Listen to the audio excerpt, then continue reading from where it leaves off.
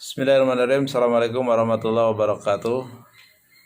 Baiklah, hari ini akan membahas tentang perkembangan Islam di Indonesia. Ya, ada beberapa hal yang akan dibahas dalam perkembangan Islam di Indonesia. Yang pertama tentang situasi dan kondisi pra-Islam,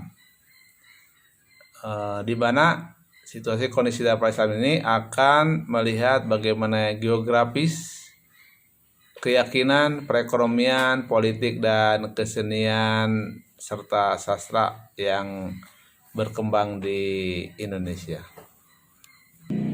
Para pedagang Arab sudah masuk ke Asia Tenggara, termasuk ke Indonesia atau Nusantara pada abad ke-1 sampai ke abad ke-4 Hijriah atau abad ke-7 sampai abad ke-10 Masehi.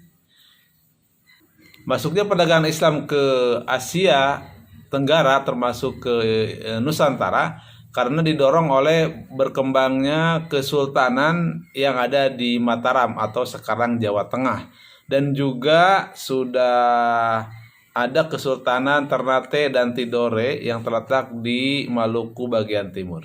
Akhir abad ke-13 Islam sudah berdiri di Sumatera Utara atau sekarang disebut dengan Medan. Ya, di Medan itu ada bekas atau bukti sejarahnya, termasuk beberapa masjid di Sumatera Utara.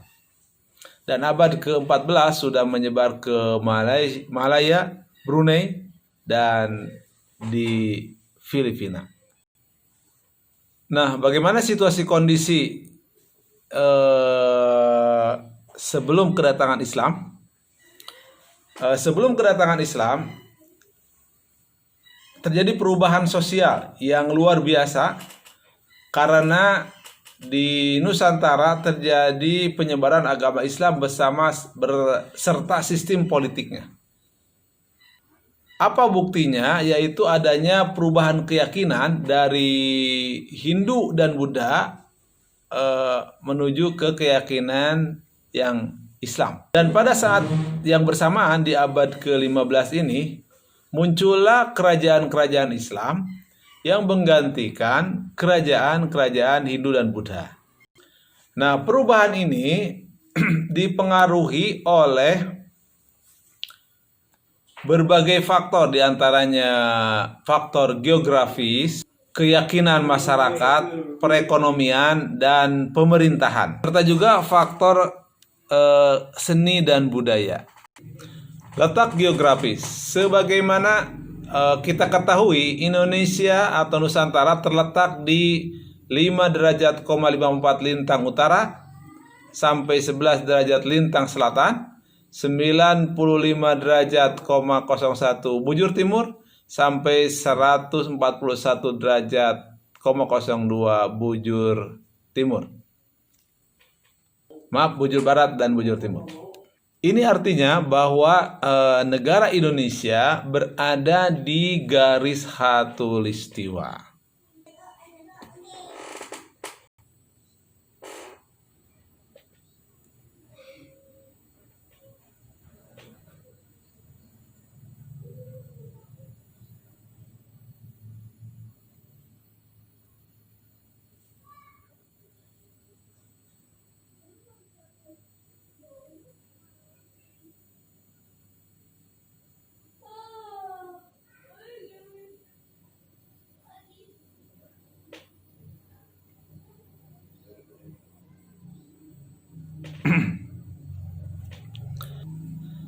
Adanya dua musim ini menyebabkan terjadi juga perubahan arah angin yang mempengaruhi aspek kehidupan masyarakat di bidang pelayaran dan pertanian. Dan kita mengenal dengan istilah musim hujan dan musim kemarau.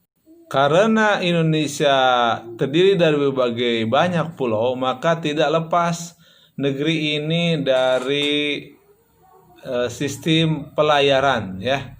Apalagi Indonesia berada di antara negara Cina dan negara India. Karena itulah posisi ini sangat strategis dalam hal pelayaran, perekonomian, dan perdagangan. Nah, itu tentang sedikit geografis Indonesia ya, yang terdiri dari 13 ribuan pulau. Yang kedua adalah tentang keyakinan.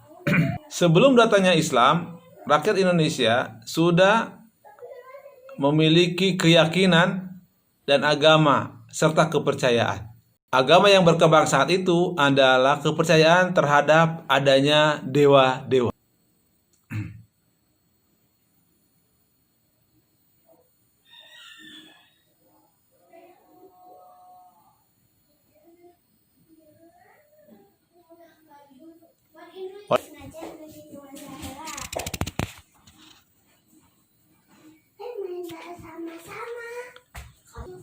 Agama Hindu berkembang pada masa kerajaan Majapahit, sebagaimana Anda belajar di kelas lainnya tentang sejarah Majapahit ya.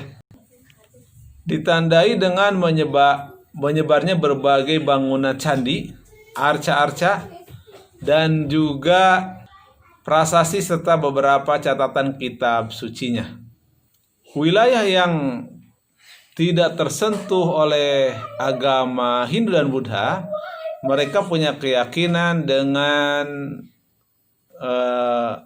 keyakinan terhadap roh-roh atau disebut dengan animisme, dan keyakinan kepada benda-benda yang memiliki kekuatan gaib ya, seperti gunung, pohon, bukit, lembah, dan segala macamnya, atau disebut dengan dinamisme.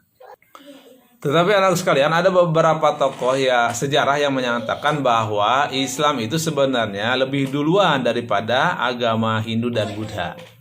Ya, ini perbedaan para tokoh dalam sejarah keagamaan di Indonesia. Jadi katanya Islam juga duluan ada di Indonesia daripada Hindu dan Buddha.